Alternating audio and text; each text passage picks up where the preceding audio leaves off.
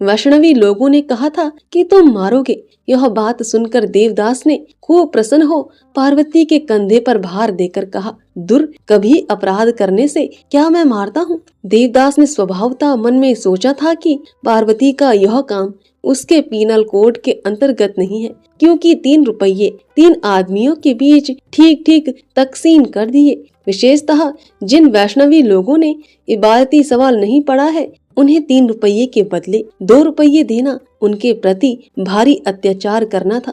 फिर वह पार्वती का हाथ पकड़कर छोटे बाजार की ओर गुड्डी खरीदने के लिए चला गया। परेता को वहीं एक झाड़ी में छिपा दिया। इसी तरह 1 वर्ष कट गया, किंतु अब और नहीं कटना चाहता।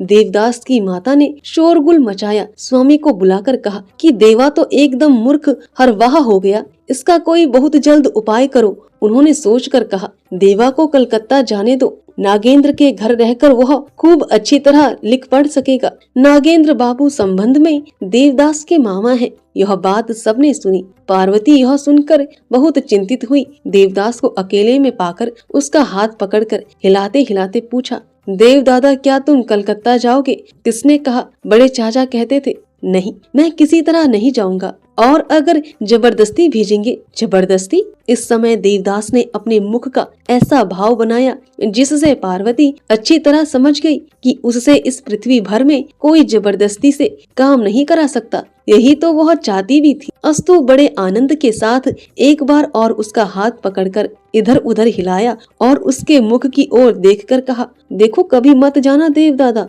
कभी नहीं। किंतु उसकी यह प्रतिज्ञा नहीं रही। उसके माता पिता ने उसे डांट डपट कर और मार पीट कर धर्मदास के साथ कलकत्ता भेज दिया।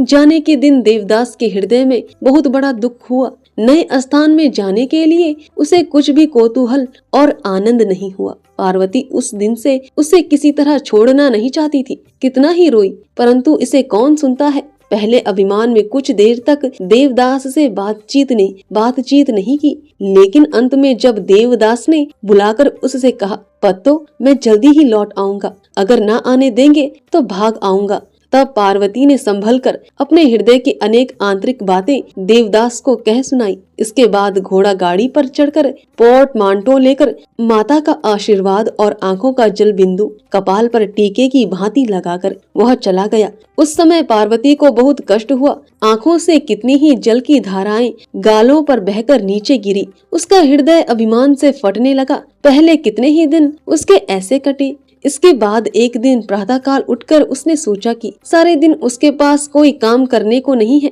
इसके पहले पाठशाला छोड़ने के बाद प्रातःकाल से संध्या तक झूठ मूठ ही खेल कूद में कट जाता था। कितने ही काम उसे करने को रहते थे, किंतु समय नहीं मिलता था। पर अब सारे दिन यूं ही पड़ी रहती है, एक काम भी खोजने पर नहीं मिलता। प्रातःकाल उठकर किसी दिन चिट्ठी लिखने बैठी, 10 बज गए। माता झुंझला उठी। पितामही ने सुनकर कहा, उसे लिखने दो, सुबह इधर उधर न दौड़कर लिखते पढ़ते रहना अच्छा है। जिस दिन देवदास का पत्र आता है वह पार्वती के लिए बड़े सुख का दिन होता है। सीढ़ी की दहली ऊपर बैठकर वही कागज हाथ में लेकर सारे दिन पढ़ती रहती है। इसी भांति 2 महीने बीत गए। पत्र लिखना अथवा पाना अब उतना जल्दी नहीं होता। उत्साह भी कुछ कम हो गया। एक दिन प्रातःकाल पार्वती ने माता से कहा, माँ, मैं फिर पाठशाला जाऊंगी। क्यों?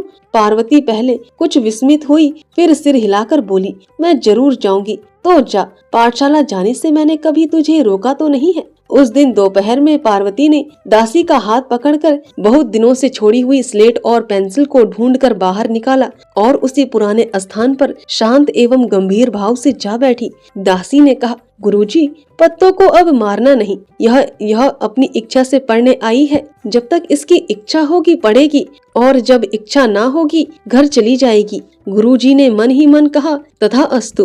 प्रकट में कहा, यही होगा। एक बार ऐसी इच्छा हुई कि पूछे कि पार्वती कलकत्ता क्यों नहीं भेजी गई, किंतु यह बात नहीं पूछी। पार्वती ने देखा कि उसी स्थान पर और उसी बेंच पर छात्र सरदार भूलो बैठा है। उसे देखकर पहले एक बार हंसी आई, लेकिन दूसरे ही क्षण आंखों में आंसू डबडबा आए। फिर उसे भूलो के ऊपर क्रोध आया। मन में सोचा कि केवल उसी ने देवदास को घर से बाहर किया है। इस तरह से बहुत दिन बीत गए। बहुत दिन के बाद देवदास मकान पर लौटा। जल्दी से पार्वती के पास आया। नाना प्रकार की बातचीत हुई। उसे अधिक बातचीत नहीं करनी थी भी तो वह नहीं कर सकी, परंतु देवदास ने बहुत सी बातें कही। प्रायः सभी कलकत्ते की बातें थी।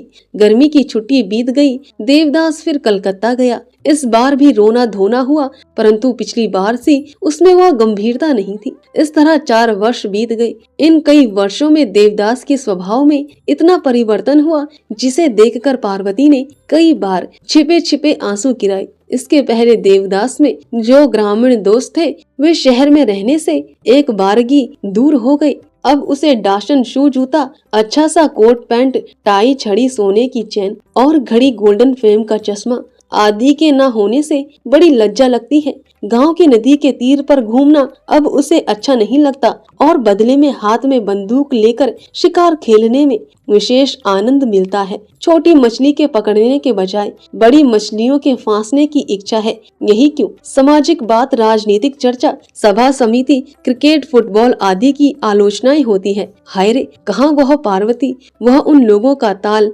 सोनापुर गांव, बाल्यकाल की 2-1 सुख की बातों का भी स्मरण न आता हो, ऐसा नहीं, किंतु अनेक प्रकार के कार्यभार के कारण वे बातें बहुत देर तक हृदय में जगह नहीं पाती। फिर गर्मी की छुट्टी हुई।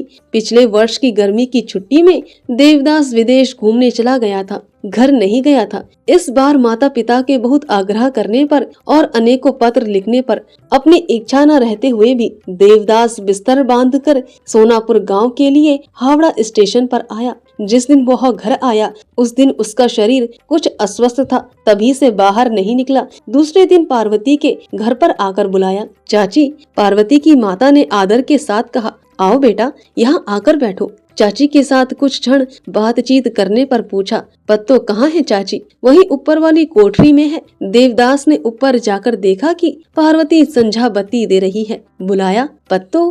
पहले पार्वती चमत्कृत हो उठी, फिर प्रणाम करके बगल में हटाकर खड़ी हो गई।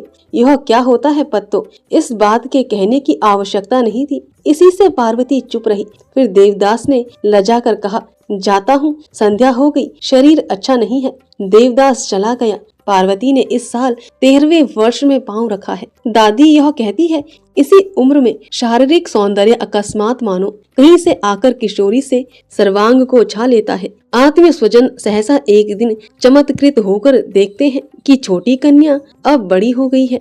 उसके विवाह की तब छटपटी पड़ती है। चक्रवर्ती महाशय के घर में आज कई दिनों से इन्हीं सब बातों की चर्चा हो रही है।